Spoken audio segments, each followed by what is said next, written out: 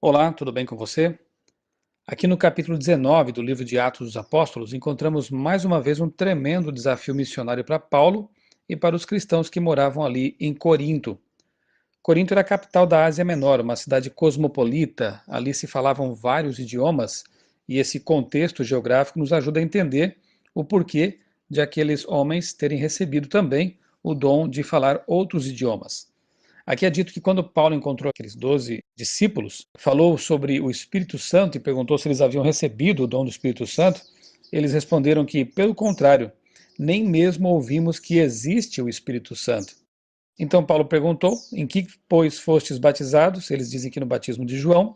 Paulo adiciona ensinamentos, Paulo ensina aqueles homens a respeito do Espírito Santo, lhes dá mais entendimento a respeito da mensagem cristã, da palavra de Deus, e quando eles compreendem tudo isso, eles são rebatizados nas águas.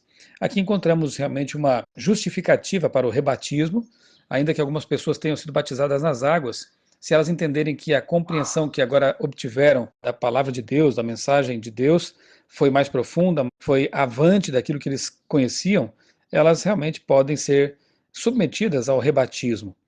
12 homens aqui foram batizados e receberam o dom do Espírito Santo, passando a falar outros idiomas, além de profetizar também. De fato, aqui o desafio era missionário e mais uma vez vemos o dom de línguas, o dom de falar outros idiomas, num contexto de missão. Mas lá em Éfeso, Paulo não diz que há apenas um batismo, um só Senhor, uma só fé?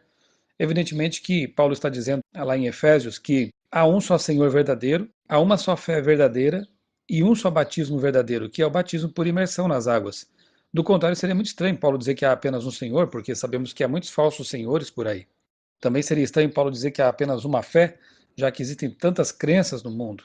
De igual maneira, existem várias formas de batismo, batismo por aspersão, batismo de crianças, mas o batismo bíblico, aquele que é o único batismo verdadeiro, é o batismo ministrado a pessoas que creem, pessoas que têm compreensão daquilo que estão fazendo e por imersão nas águas, como já vimos em outras ocasiões, como no caso do batismo do eunuco etíope e outras pessoas. Esse é o batismo verdadeiro. Agora, o texto não está dizendo que só se possa passar uma vez na vida pelo batismo, não é isso.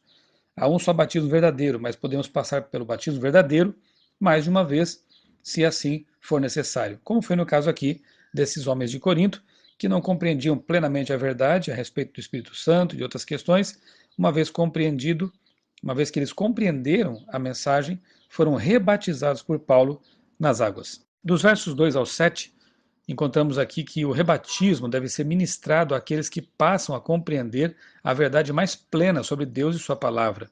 No verso 2 fica claro que não basta crer, tem que receber o Espírito Santo na vida. A crença e a guia do Espírito representam segurança para o cristão.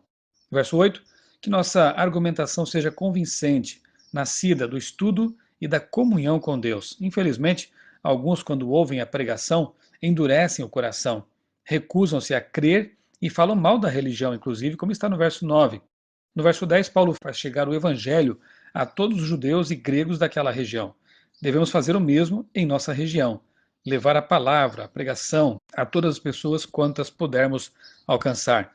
Verso 11, os milagres que Deus operava por meio de Paulo serviam para confirmar seu ministério. Não eram, como já vimos em outras ocasiões, um fim em si mesmos.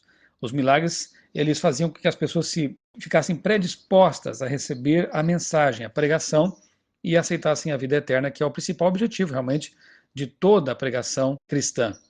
Versos 15 e 16, os demônios reconhecem a autoridade de Jesus e de seus servos, mas debocham dos falsos cristãos. Verso 17, o tiro do diabo saiu pela culatra. O nome de Jesus acabou sendo mais ainda engrandecido naquela região. Interessante que no verso 19 encontramos aqui ex-ocultistas que se converteram e se desfizeram de seus livros. Conversão realmente é mudança radical de vida. Deus não chama os pecadores para continuarem na vida de pecado. Depois da justificação, que é a aplicação dos méritos salvíficos de Cristo na vida daquelas pessoas que aceitam a salvação, vem a santificação, que é realmente ir abandonando as coisas que não estão em conformidade com a vontade de Deus. A igreja não promoveu uma queima de livros, como alguém poderia dizer. Os donos desses livros é que espontaneamente os queimaram. Que materiais ocultistas, como livros, filmes, histórias em quadrinhos, videogames, revistas, você precisa eliminar de sua vida neste momento. Quem encontra Cristo, o maior tesouro, abre mão de qualquer outro tesouro concorrente. Aqueles praticantes da magia, do ocultismo, ao queimarem aqueles livros, jogaram às chamas uma alta soma de dinheiro, mas não se arrependeram disso, porque se libertaram. Faça você também uma limpa, digamos assim, em sua vida. Faça você também uma purificação da sua casa, da sua mente, dos conteúdos que você costuma acessar, ler, consumir de forma geral, para que realmente você também esteja livre dessas coisas que aprisionam o ser humano ao caminho do mal. Quem encontra Cristo, repito, o maior tesouro, abre mão de qualquer outro tesouro concorrente. Verso 20: quando eliminamos a concorrência, mídias antibíblicas e coisas assim, conteúdos que nos afastam de Deus, a palavra do Senhor se fortalece em nossa vida. Tome todas as suas decisões no Espírito Santo, que ele seja o guia da sua vida. Verso 23: onde a palavra de Deus chega, ela transforma, ela muda para melhor. Versos 24 e 25: alguns estão mais preocupados com lucros do que com a verdade, infelizmente. É triste quando a religião se torna fonte de lucro.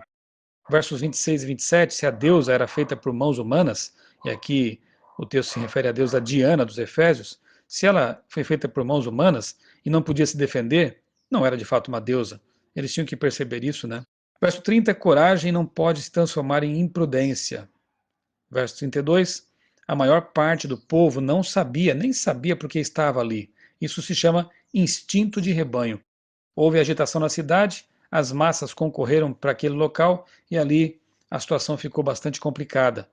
Que nós não sejamos alvo realmente de instinto de rebanho, possamos manter nossa individualidade e saber exatamente por que fazemos as coisas que fazemos. Não sejamos Marias vão com as outras, como vemos aqui nesse texto. Não siga a multidão para fazer o mal.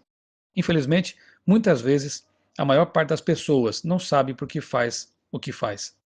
Em versos 35 a 41, ainda bem que o bom senso e o espírito democrático do escrivão prevaleceram, e o povo se dispersou e nada mais sério aconteceu naquele momento.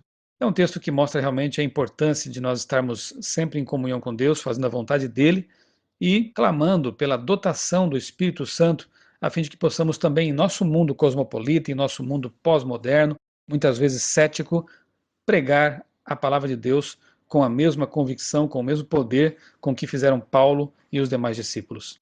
Eu sou o pastor Michelson Borges, desejo a você um dia muito abençoado na companhia de Jesus.